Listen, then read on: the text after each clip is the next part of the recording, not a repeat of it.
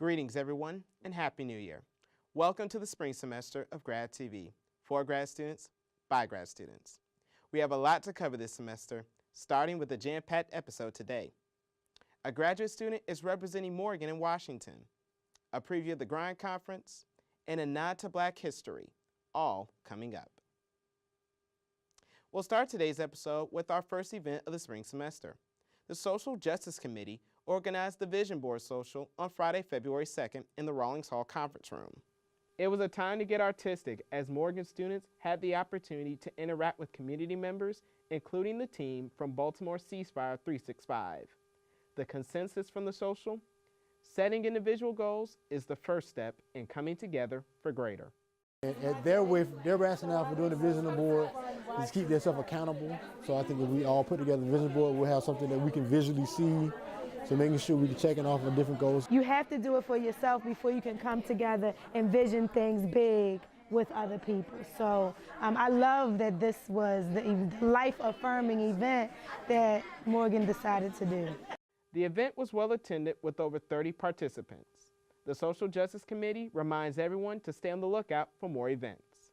The next Baltimore Ceasefire weekend will be held in May on Mother's Day weekend. For the second consecutive year, a graduate student will be representing Morgan at the White House. Lakeisha Mixon was selected as a 2017 HBCU All-Star by the White House Initiative on Historically Black Colleges and Universities. Lakeisha is a second-year social work master's student and is the co-lead for our Graduate Student Council. Lakeisha is one of 61 All-Stars selected from across the country to represent their school and serve as a White House ambassador. Congratulations, Lakeisha, and we know you will represent us all well. As you all know, February is Black History Month. And as we reminisce on the successes of the past and our advancement as a people, today we would like to spotlight some of our graduate family making history by doing impactful work here in the Baltimore community. Joining me in studio today is Ms. Sabrina Sampson. Sabrina is a first-year master's student in sociology here at Morgan, and she also received her bachelor's in sociology from here. Sabrina, thanks for joining us today. Thank you for having me. So I don't know if people know this about you, but you were born in Jamaica, isn't that right? Yeah, I was born in St. Andrews, Jamaica. All right. So when did you first start coming over stateside? Well, my mother and my sister and I, we migrated to Maryland, I want to say 1997. So I was about 2.5, thereabout. So I've been here for most of my life, just visiting. And how different, and tell me about like making that transition, like moving from Jamaica all the way over here, like was there any differences? Tell me about it.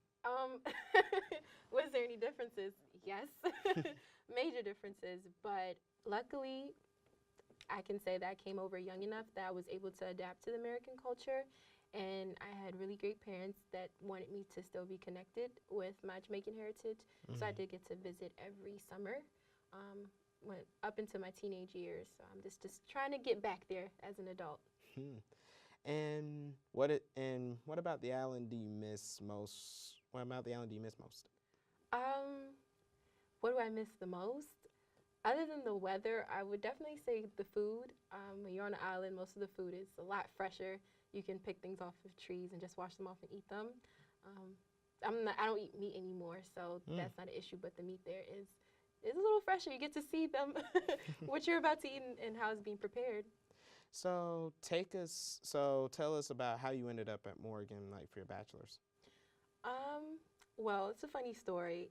I never actually intended on coming to Morgan, but it was the recommendation of my high school friend, and she's just like, oh, come, they're having an open house, and, you know, they're having, I forget what it's called. I think it's like admissions day or something of the sort. Yeah. And so I came, and, you know, we got the campus tour, and we had to take, excuse me, we had to take the little entrance exam. And so I took it, did really well, and then Morgan actually offered me a scholarship. Wow. Yeah, they offered me a full ride scholarship for the honors program. So, of course, I was like, okay, that's done. And another thing that people may not know about you that I found out is that you've done a lot of presentations over the years from both undergrad and even now at the start of your graduate career. Like, tell us about some of those experiences. Um, well, I wouldn't say that I've done a lot. I've done my fair share, so about a handful or so, and I'm just getting better with time. I hope I said that okay, but No, you're fine. they're still a little bit nerve-wracking, but really my presentations have been focused on education reform. So as a sociologist, I just want to continue doing research to help improve public education for urban communities, and that's what I've been taking with me on my journey. And speaking of that journey, you now have a new part of that journey. You are now the research lead for a community program called Impossible.Design. For those who don't know out there, tell us what Impossible is all about. Okay, so Mpossible.Design, we are a research and art design firm. So basically what that means is we want to produce educational art. Of course, art is there for the visual aspect. You know, people want to look at it, be inspired, or think abstractly, but we have a secondary purpose, and that's to educate. Education doesn't have to be in the traditional setting, so we don't want to limit any of our viewers, our community, to just say you should learn in school or in a library. We want to put art in the public for people who can't afford it, or just make knowledge more public. So yeah, we have our interests and our focuses. We like to do thorough research, whether that means going to National Archives, reading several books, or interviewing, whatever that may be. And then we have our founder, Lauren Scott. She's amazing. And she takes what we've learned and she transforms it into something that is thought-provoking. So it's not necessarily just a picture. Even the project we're working on now, it's more so working with bronze, and how do you call it? The double-sided mirrors, like cracked glass in that sense. Okay. And you talked about the arts, and recently I was in a discussion about the future of arts in public schools here in Baltimore City, and visual arts is one of those things of they continue to keep, for lack of a better word, just putting it to the side.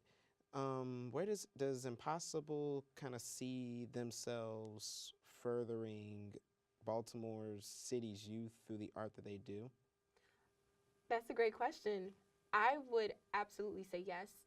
We're actually working right now. We're working to collaborate with more groups, and just have a more fulfilling experience. We think that by connecting, it'll be more fruitful in that sense.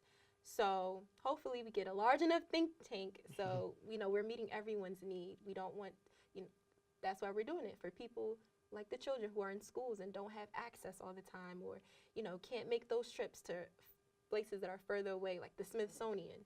We want things right here in the city for our kids and for the adult, just for the public.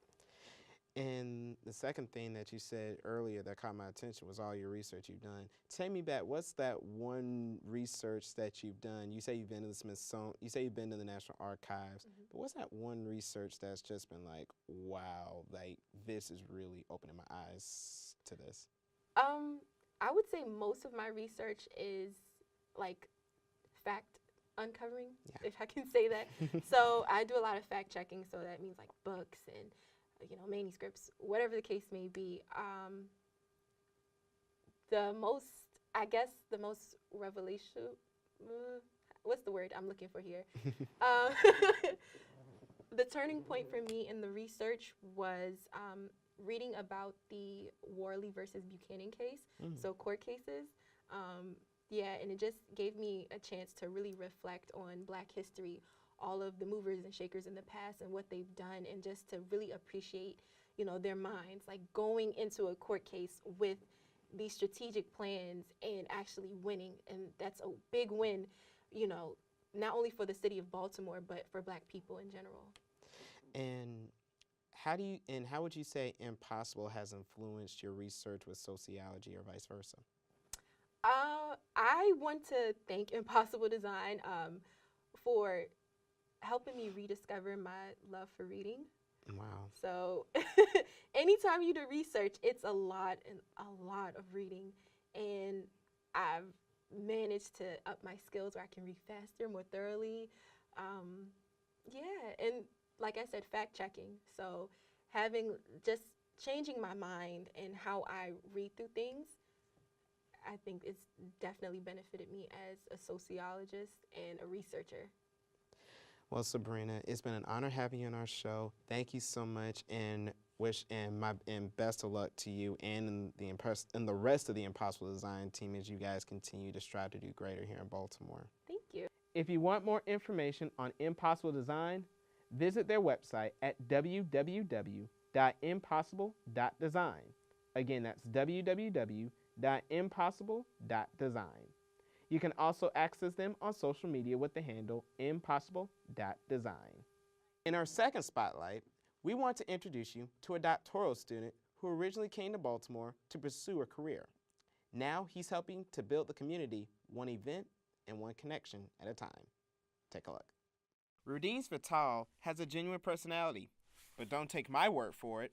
Take it from those who know him best. Humble, A great source of energy, caring, passionate. Rudy, as he's affectionately known by friends, has had quite the journey leading to his first year in the higher education doctoral program here at Morgan. Born in Trenton, New Jersey, and raised by his parents of Haitian descent, he was hoping not to become another Trenton statistic. So, Trenton's definitely a very tough city. A lot of people that I know, are still selling drugs or end up being locked up for whatever reason. And a lot of other people have done very well for themselves. Rudy attended Keene University, an hour away from his hometown in the New York City metro area, where he earned his bachelor's in 2013. It was here, however, he made one mistake, which would lead to another. I was so involved to the point where I didn't prepare myself for life after college.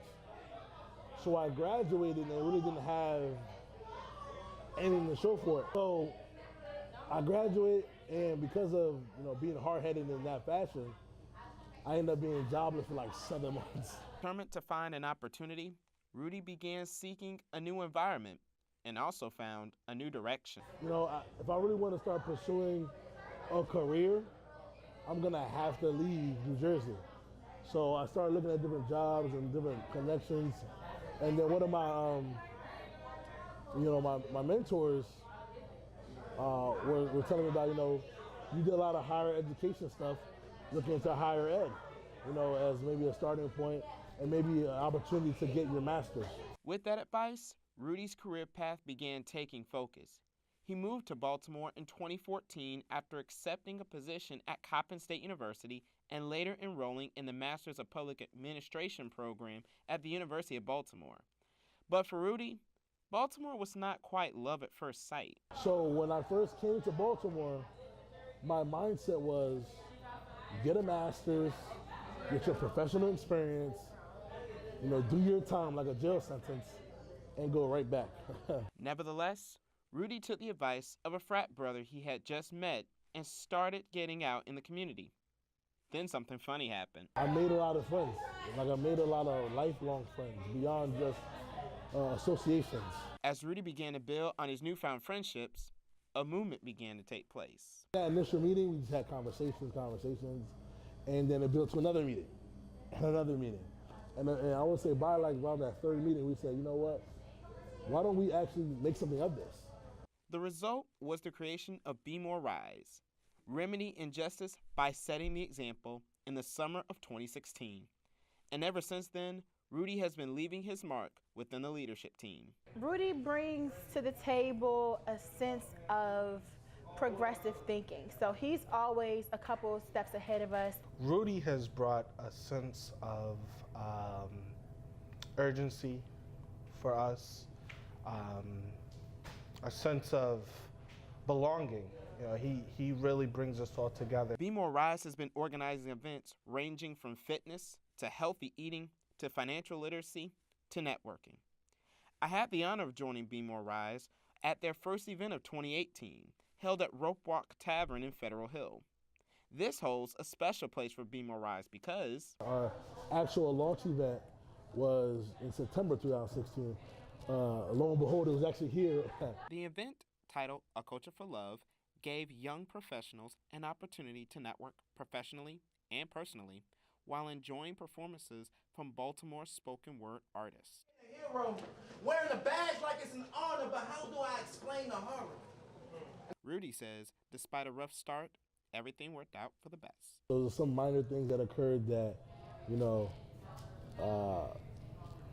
that kind of threw me for a loop or kind of threw me off. We kind of pick each other up from where the others aren't doing so hot. It became a great event, great networking. Everyone I talked to loved it, enjoyed it. With the doctoral program at Morgan, Be More R.I.S.E, and starting a second job as fraternity sorority coordinator at Towson University this past January, it's safe to say Mr. Vitale is going nowhere no time soon. Not being a Baltimore native, my road to Baltimore was a long one, a very interesting one, but I'm glad I'm here. You can thank Coppin for Rudy's interest in Morgan. He said it was his job at Coppin where he learned about the value of an HBCU education. For more information on Be More R.I.S.E, find them on social media, on Facebook at Be More R.I.S.E. They're also on Instagram and Twitter with the handle BeMore_R.I.S.E. The next MSGSA event is our second annual Grind Conference. It's quickly becoming our signature event and a great chance for Morgan researchers to showcase their work. To get an idea of what to expect, here's a preview.